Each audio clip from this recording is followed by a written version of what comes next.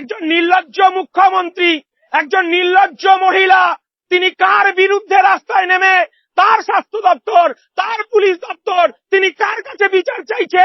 বিচার তো বাংলার মা চাইছে। আমরা কথা দিয়ে এসেছি অভয়ের পরিবারকে, আপনার পরিবারকে যতদিন না জাস্টিস পাইয়ে দিতে পারছি, ইন্ডিয়ান সেকুলার ফ্রন্ট, আমার দলের চেয়ারম্যান নওশাদ সিদ্দিকী রাস্তায় থাকবেন। এই প্রতিবাদ মিছিল থেকে আপনারা কি বার্তা দিতে চাইছেন? এই বাংলা শুধু নয়, সারা ভারতবর্ষের মানুষ রাস্তায় নেমেছে। যে পশ্চিম বাংলা রবীন্দ্রনাথের বাংলা, যে পশ্চিম বাংলা বিবেকানন্দের বাংলা, যে বাংলা নেতাজি সুভাষচন্দ্রের বাংলা, সেই বাংলায় আজকে আমার মায়েরা লজ্জায় মুখ ঢাকছে। সারা ভারতবর্ষের মায়েরা লজ্জায় মুখ ঢাকছে, সারা পৃথিবীর মায়েরা আজকে লজ্জায় মুখ ঢাকছে। লজ্জায় মায়েরা মুখ ঢাকছে কারণ এই ভারতবর্ষের আমাদের মহিলা মুখ্যমন্ত্রী মমতা বন্দ্যোপাধ্যায়, তিনি আমাদের যে ধর্ষিতার পরিবারকে 10 লাখ টাকা দিয়ে তার মাকে, তার বাবাকে, তার মুখটা বন্ধ করতে চাইছিলেন। কারণ এই পশ্চিম বাংলায় মমতা বন্দ্যোপাধ্যায় ক্ষমতায় আসার পর সিন্ডিকেট রাজের জন্ম দিয়েছেন। সেই হসপিটালের থেকে শুরু করে, পুলিশ থেকে শুরু করে পাড়ায় পাড়ায় সিন্ডিকেটের জন্ম দিয়েছে। একটা লুটেরা বাহিনী তৈরি করেছেন মমতা বন্দ্যোপাধ্যায়।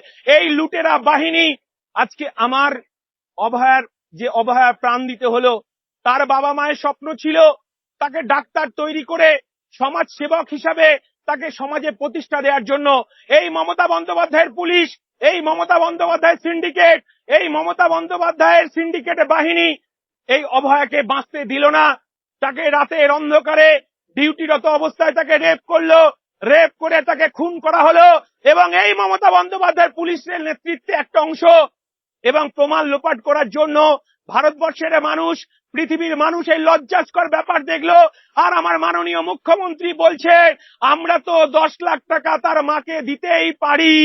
মমতা বন্দ্যোপাধ্যায় ভুলে গেছেন এটা তার কালীঘাটের 35টা প্লট বিক্রি করার টাকা নয়, গরিব খেটে খাওয়া মানুষের টাকা।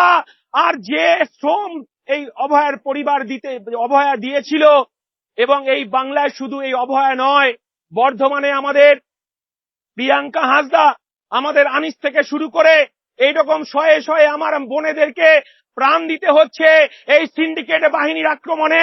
আমরা আইএসএফ এর পক্ষ থেকে সারা বাংলায় আহ্বান জানাচ্ছি, আমরা রাস্তায় থেকে এই মমতা বন্দ্যোপাধ্যায়ের সিন্ডিকেটকে ভাঙার জন্য, এই মমতা বন্দ্যোপাধ্যায়কে অবলম্বে পুলিশ মন্ত্রী থেকে, স্বাস্থ্য মন্ত্রী থেকে তাকে পদত্যাগ দাবি করতে হবে, পদত্যাগ দাবি জানাচ্ছি।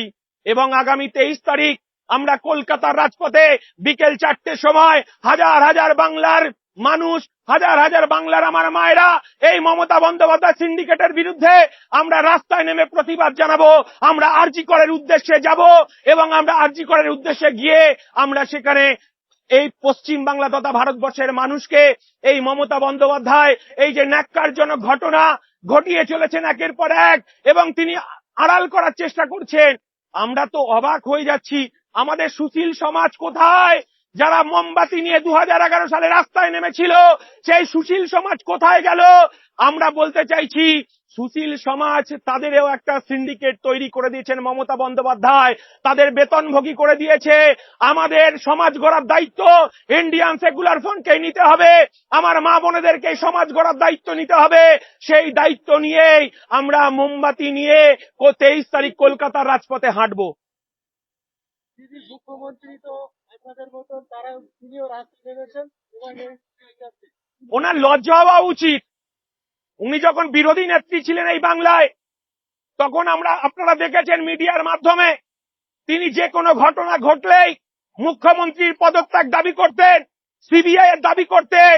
আর ওনার পুলিশ, ওনার স্বাস্থ্য দপ্তর, একজন নির্লজ্জ মুখ্যমন্ত্রী, একজন নির্লজ্জ মহিলা, তিনি কার বিরুদ্ধে রাস্তায় নেমে তার স্বাস্থ্য দপ্তর, তার পুলিশ দপ্তর, তিনি কার কাছে বিচার চাইছে? বিচার তো বাংলার মা চাইছে। আমরা কথা দিয়ে এসেছি অভয়ের পরিবারকে, আপনার পরিবারকে যতদিন না জাস্টিস পাইয়ে দিতে পারছি, ইন্ডিয়ান সেকুলার ফ্রন্ট, আমার দলের চেয়ারম্যান নওশাদ সিদ্দিকী রাস্তায় থাকবেন।